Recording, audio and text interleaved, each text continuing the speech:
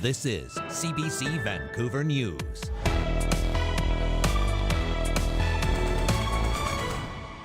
More than 155,000 federal public service workers will go on strike tomorrow. We set a deadline for 9 p.m. this evening, and I can tell you that we do not have a tentative agreement. The impacts will be felt right across the country, and it will be enormous. A Vancouver police officer takes the stand at the inquest for Miles Gray. He needed care, he needed compassion, and nobody cared about him that day. 8 years after his death, we hear police testimony for the first time. After a month of violence on public transit, calls to keep SkyTrain workers and riders safe. They deter those offenders. They will not act if they see our members. And the union's demands for all levels of government to step up. Good evening. Thank you for joining us. I'm Janella Hamilton. Dan is away tonight. More than 155,000 federal public service workers will be walking off the job tomorrow, and the impact will be felt right across the country. It comes after the federal government and the Public Service Alliance of Canada, known as PSAC, failed to reach a deal before the deadline. The announcement coming out of a news conference in Ottawa earlier tonight.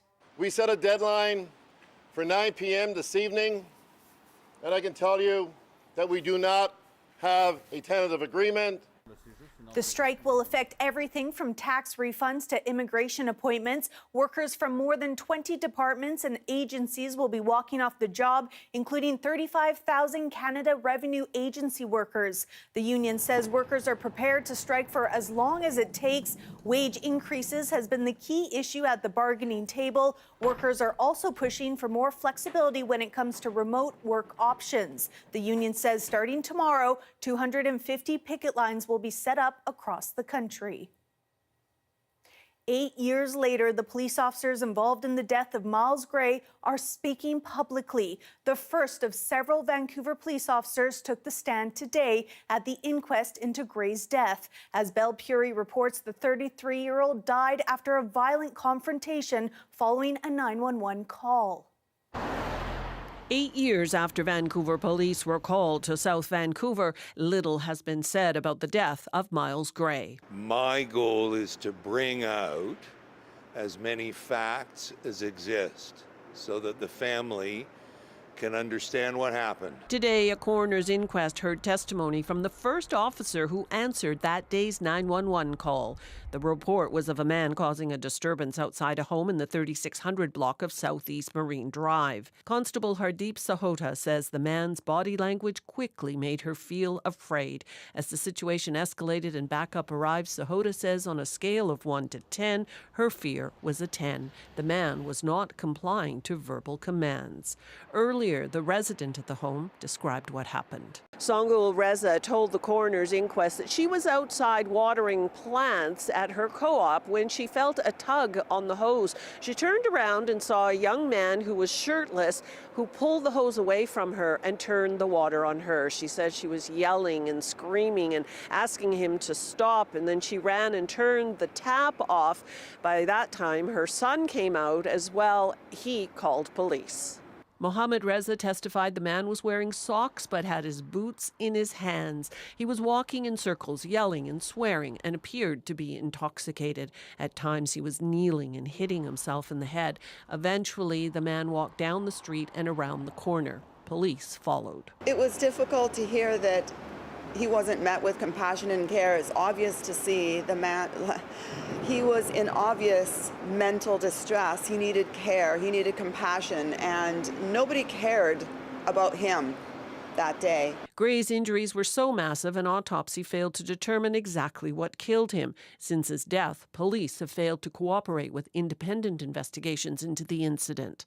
The coroner has the power to summons, the power to order you to be sworn, and of course you can ignore that, but you might be jailed for ignoring that. You can be held to be in contempt. 15 police officers are scheduled to testify.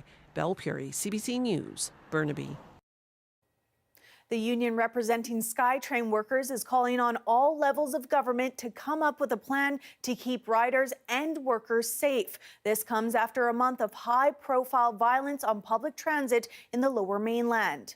QP 7000 says members have been rattled by the recent violence, which has included stabbings on buses and at SkyTrain stations. In response, police patrols at transit hubs have been increased, but the union says that's not enough. They say there needs to be more visible SkyTrain attendants, both aboard the trains and at stations. Our members are continuously a deterrent. Their uniform, hanging around, out at stations, out on trains, they deter those offenders. They will not act if they see our members. Rebello says there are about 60 attendants working the entire SkyTrain system at one time. He says more resources are needed to increase staffing levels. Premiers from across Canada are meeting with the Canadian Association of Chiefs of Police this Friday to address public safety concerns. The Premier is meeting with the other premiers of this country on the 21st of April with police chiefs to deal with these very issues around public safety. So we are committed to doing additional measures once they're identified. The meeting comes after the recent spike in violent crime across Canada. Violent attacks have happened over the last several weeks on public transit in Metro Vancouver, Calgary, Edmonton, Regina, and Toronto. Almost 600 people died from toxic drugs in the first 3 months of this year. The latest overdose crisis report from the BC Coroner's Service found that 596 people died of suspected overdoses between January and March. That's just shy of the 599 people who died during the same 3-month period last year. The report came just days after the 7th anniversary of the declaration of a public health emergency. We've never seen results as poor as we see them today in British Columbia. And, the number of deaths, for example, that we see in the Chief Coroner's report for last year, they've actually gone up to be the deadliest year we've ever seen. We are scaling up drug checking and working across as well treatment and recovery and early intervention as well. This is a very complex problem that is going to requires action and investment across the entire continuum. In total, more than 11,800 people have died since a public health emergency was declared in 2016. BC's chief coroner says unregulated drug toxicity is the leading cause of unnatural death in the province, surpassing the combined totals from homicides, suicides, motor vehicle collisions, drownings, and fire-related deaths. BC Crown prosecution is dropping contempt charges against 11 Fairy Creek protesters, and more old-growth logging protesters are expected to see the same. In the coming weeks, we're going to see more and more withdrawals. There will be on May 1st, there is a fixed date appearance with approximately 70 individuals on the list. And we appreciate that probably about 50 to 60 individuals will have withdrawals. The decision comes following Crown's failed adjournment motion to allow them to await the results of appealing the Henderson case to the Supreme Court of Canada. In February, Justice Douglas Thompson found Ryan Henderson not guilty because he found an injunction order read out by a RCMP officer was inadequate and unclear. A project to help drivers and pedestrians in Pitt Meadows is at a crossroads. The busy rail crossing at Harris Road has caused headaches in the city for a long time. Plans for a new underpass have been in the works for years, but now the cost has tripled. As Liam Britton explains, the city hopes to get the project back on track. Mayor Nicole McDonald says traffic on Harris Road is often at a standstill. It didn't take long to see what she means. How long each day is this rail crossing blocked by a train like this? Estimated about 3.5 hours, 3.5 hours, and it is looked to be increasing to approximately 7.5 hours by 2030. Rail lines basically cut the town in half. A busy CP rail yard is at one end of town. McDonald says it causes lots of problems for the city's main north-south road. It's an at-grade crossing, which increases risk of accident, but also just the sheer volume. And what we have is our fire hall, our police station, as well as BC Ambulance that routinely get stuck at the crossing. In 2018, a plan was approved to build an underpass and other improvements on the lines, like noise mitigation. But last month, the Port of Vancouver, which is leading the project, said the $63 million underpass would now cost $195 million. They're citing construction inflation, building code changes, and unexpected challenges with the site. They want the city to pay up to $50 million to make up the difference. McDonald's says that's more than their entire annual budget. Residents may need to pay an extra $300 a year for 30 years. They're feeling railroaded. I think that what they're trying to do to the people of Pitt Meadows is criminal. You live in hell every time, man. You swing over the track one way, you go back, it's constant, man. Like, you can't get away from it. You constantly have to factor in, like, okay, you have to drop the kids off, I have to be at work. So that always factors into how long is that commute going to take. The port says the project is worth it, though, especially with CP Rail planning to increase train traffic. When you look at the safety improvements and the quality of life improvements for the city of Pitt Meadows, we believe that request for contribution is reasonable, given the benefit that would come. City Council is set to meet and discuss the issue at a meeting tonight. They have to decide whether they'll ask voters in a citywide vote to approve borrowing all that cash. If they won't, the port says the project will be at a standstill, just like drivers on Harris. Liam Britton, CBC News, Pitt Meadows. And it's official. Tonight, Pitt Meadows City Council has unanimously voted to not help pay for some of that long-awaited project Liam mentioned. These are difficult financial times, and I would venture to say most Pitt Meadows citizens don't have a lot of extra money floating around to toss at this project. So where will the people of Pitt Meadows get that money? Perhaps it'll come from a child's education fund, or from money saved for a rainy day, or money meant towards a down payment on a home. The Port of Vancouver was asking the city for $50 million. The underpass was supposed to cost $63 million total and has since ballooned to $195 million. The Port of Vancouver says without Pitt Meadows' help, the project won't happen.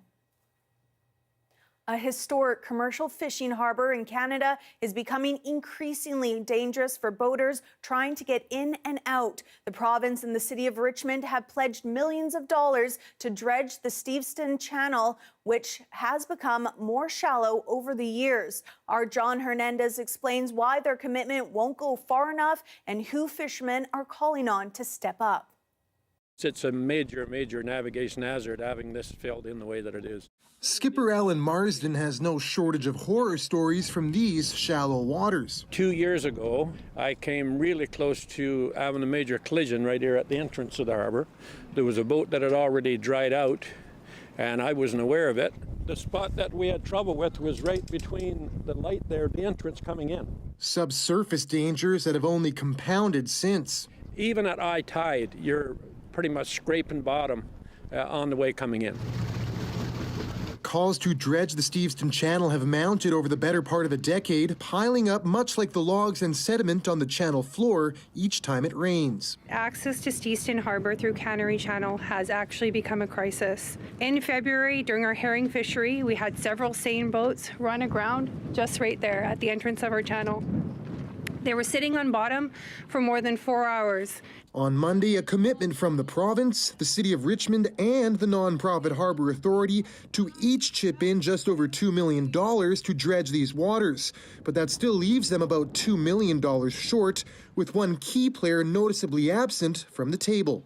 We hope that these missing funds will come from the federal government, who owns the harbour and has a major stake in its success. The federal government has got to stand up and put their part in this as well. A cost-sharing agreement that the harbour hopes could also lead to a long-term dredging plan, so this issue doesn't resurface and lead to even bigger problems.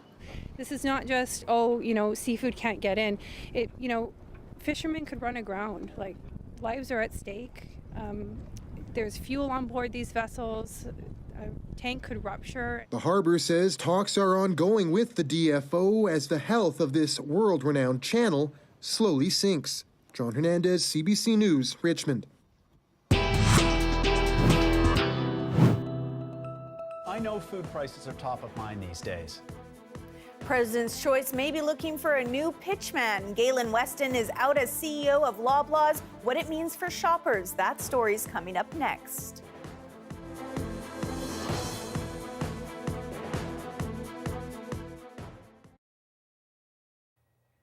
Thanks for watching our commercial-free live stream. A Calgary cabaret company is battling body stereotypes by offering a class that helps dancers celebrate their bodies and navigate stigma and stereotypes. The aim is to encourage bigger-bodied performers to be confident in their own skin. Lean into it. Yes! Yes! No one should ever have to be made to feel like you don't belong because you're different.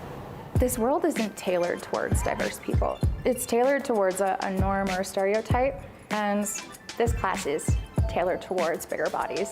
This body has curves.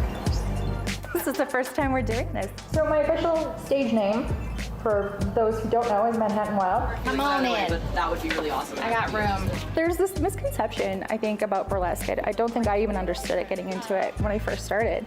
It's showing a story through whether it be striptease, song, satire. And then we do the chest booty. It wasn't just about getting up there and being sexy.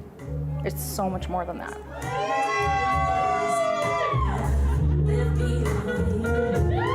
Marketing and media has never been kind, I think, when we look through a lens of diverse people. And then there's that first time someone looks at me and says, "You're fat."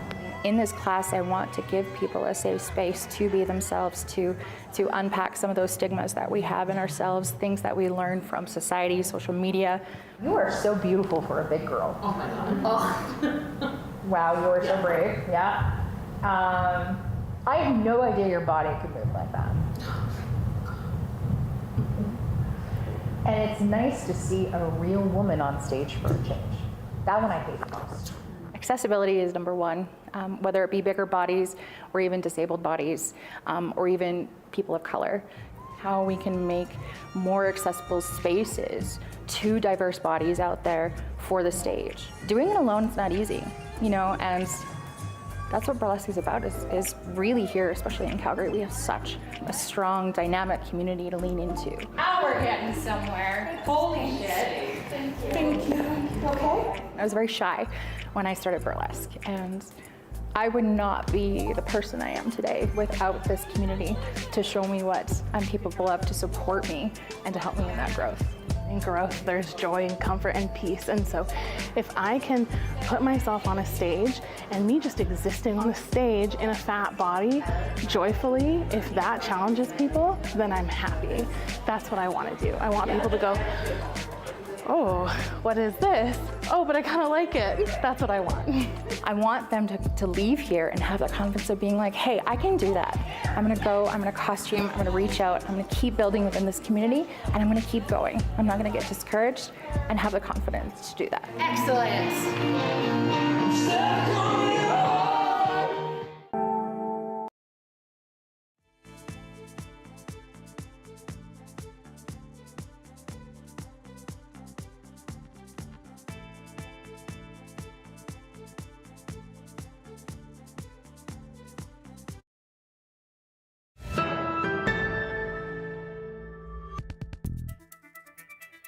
At a time when Canadian grocery store CEOs are facing accusations of price gouging, the face of Canada's largest supermarket chain is stepping aside from a key role. Nisha Patel now with the big change at Loblaw and what it means for shoppers.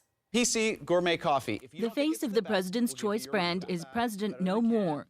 Galen Weston is out of the top job at Loblaw, though he says he's still in charge. I'm not leaving. I'm stepping back into, what I consider to be my natural role as the controlling shareholder. Loblaw says the leadership change has been in the works for months. Weston will stay on as chair of the board and CEO of parent company George Weston Limited. He's handing the reins at Loblaw to European retail executive Per Bank, who most recently has been running the largest supermarket chain in Denmark. This as all major Canadian grocers have been accused of profiting off inflation, even facing parliamentary hearings. Loblaw and Weston have attracted the most public frustration.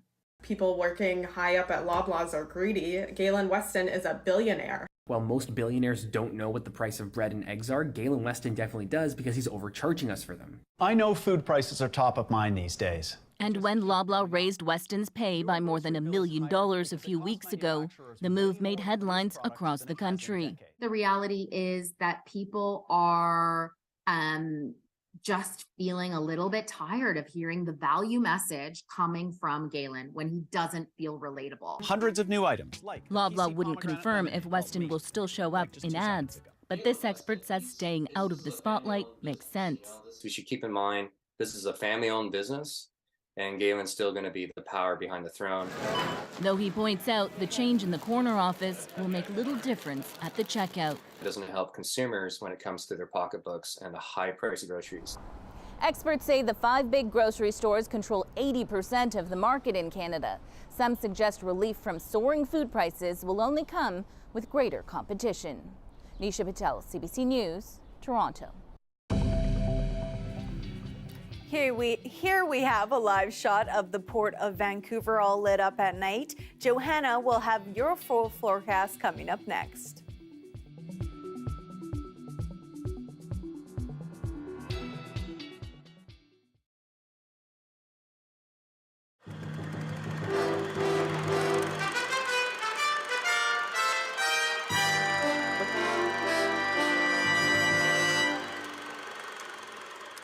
Action, G. It is supposed to be an island in Maine. In fact, it's Toronto. But there's nothing unusual about an American TV miniseries being shot here. Film and TV production in Canada is a huge business, $2.8 billion a year. What's new is a heated competition for that business between Canadian provinces.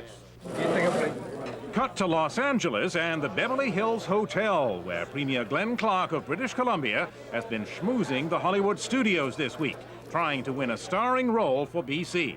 The name of the movie is Tax Incentives. Saskatchewan, 40% tax breaks. Manitoba, 35%. Ontario, 11%. Clark is in a war of tax breaks, mainly with Ontario. Ontario announced in November an 11% provincial incentive, and I think that BC needs to do a similar thing. Otherwise, gravity is going to kind of pull all of us to Toronto. All the provinces are cannibalizing one another, but since they're all doing it, I think Ontario, or not Ontario, but I think BC has to get into the action. Clark will do just that. He didn't say how much of a tax break he'll offer, but left no doubt he'll play the game. I'm not going to let Ontario take jobs away from British Columbia. We're going to make sure we're there as well. This policy of giving tax breaks sounds great to the Hollywood folks, but the fact that they're mostly Americans is causing some misgivings back home. It doesn't build an industry because we don't have the economic and creative control. We're not telling our stories. We're not using as many Canadian writers or directors, and so it becomes a serious issue.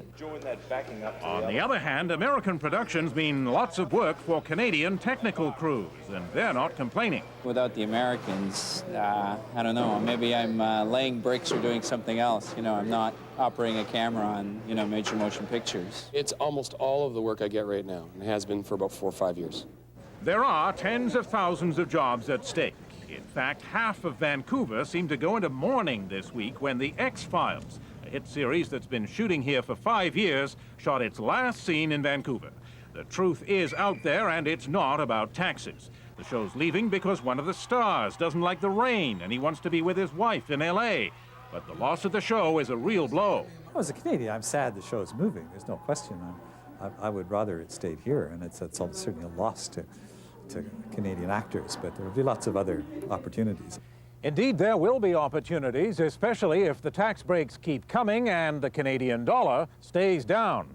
And whether or not all of this is great for Canadian culture, in a place like BC, where traditional jobs in forestry or fishing are disappearing fast, politicians love the idea of clean, well-paid, unionized jobs in the movies. Terry Malewski, CBC News, Vancouver.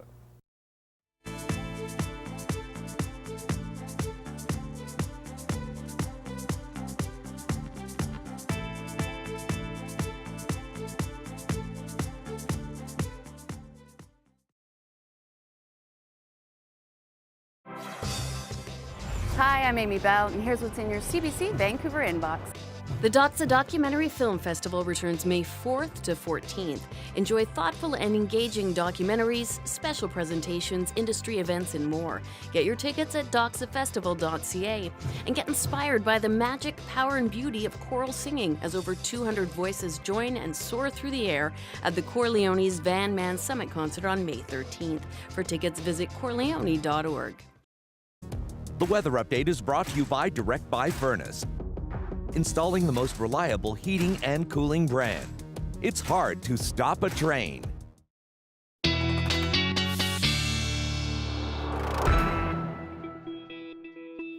Well, Johanna, I have always called it Raincouver, and I feel the last couple days it's really living up to its name. I have to say, even yesterday, I was wearing a winter jacket. Isn't that terrible? It's not. You probably had no regrets, Janella, am I right? I was toasty warm. It was chilly. Yeah, you know what? I actually got the gloves out this morning for my early morning dog walk. All the winter gear appropriate because, yeah, it's Raincouver. It's also Chillcouver, Hailcouver. I'm just going to add in all the new terminology. It's a bit of a bummer of a spring for those looking forward to the switch flipping. Let me show you the culprit.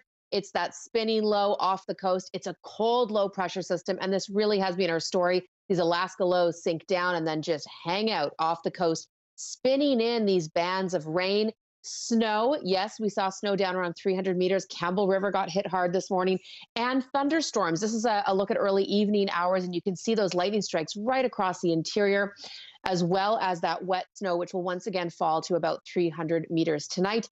And watching for those pop-up thunderstorms through tomorrow afternoon right across the province. And that third trifecta of lovely weather, the temperatures, these are tomorrow's afternoon highs for the South Coast, struggling once again to hit the double digits. We might just do it out towards Port Coquitlam, Surrey, but this is a good 5 to 6 degrees below the seasonal. Okay, that spinning low backs off for Thursday, so that's my best hope for sunshine before another one moves in on Friday. And hot on the heels, another system for the weekend. So expect those showers to return Friday through the weekend.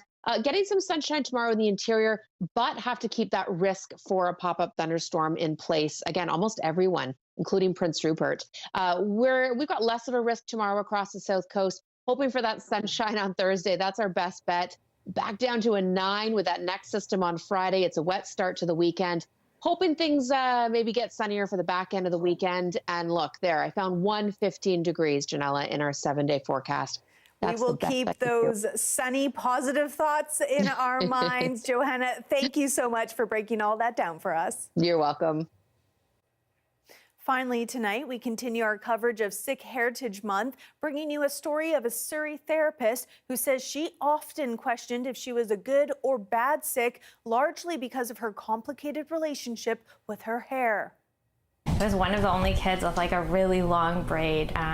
It was a big part of the reason why I don't think I had a lot of confidence growing up. We kind of grew up in a household where having long hair was just something that everyone had, and it wasn't really something that we got to choose per se. It symbolizes spirituality and being connected to God, and we're all part of a collective community. It's about that identity. I really started to think like, okay, so if I cut my hair, would that make me a bad Sikh? What would that even mean? And I think when you're like 10 years old, the subtle nuances don't really kick in.